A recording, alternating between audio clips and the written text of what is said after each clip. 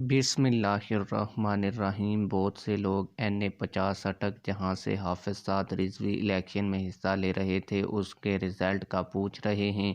उसका रिज़ल्ट अभी मीडिया के ऊपर क्या बताया जा रहा है, रात के 1 बजे तक रिज़ल्ट क्या था, अब रिज़ल्ट क्या है।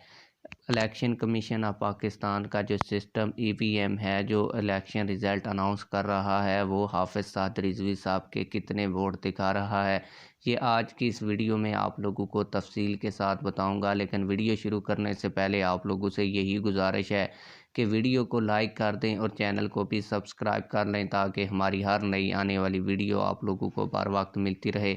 आप लोगों को बताता चलूँ कि रात 1 बजे के मुताबिक और 24 न्यूज़ और ABN न्यूज़ के मुताबिक तहरीक लब्बैक पाकिस्तान के अमीर हाफिज साद रिजवी साहब के 15,321 वोट थे, जबकि PTI की आज़ाद उम्मीदवार ईमान वसीम के 10,852 वोट थे और हाफिज साद रिजवी 4,000 की लीड के साथ आगे थे।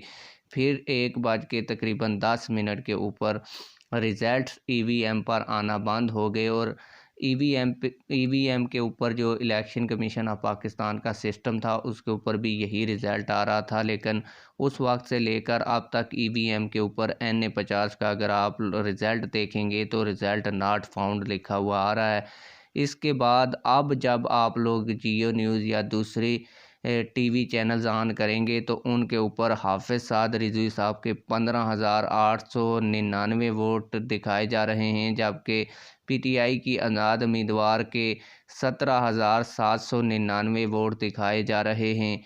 हाफिज साद रिजवी साहब को पीछे कर दिया गया है और ईमान वसीम और ईमान ताहिर सादक को आगे कर दिया गया है। अभी तक की यही इत्तलात हैं, जबकि तहरीक लब्बैक पाकिस्तान के जो लोग अटक में मौजूद हैं, जो फार्म 45 के ज़रिए रिज़ल्ट जो हैं वो कलेक्ट कर रहे हैं, उनका कहना यह है कि 80% रिज़ल्ट के मुताबिक हाफिज साद रिजवी साहब अभी तक आगे हैं और लीड इतनी हो चुकी है कि अब जब 20% रिज़ल्ट आएंगे तो वो कवर नहीं हो सकेगी। इस तरह हाफिज साद रिजवी ये सीट जीत जाएंगे।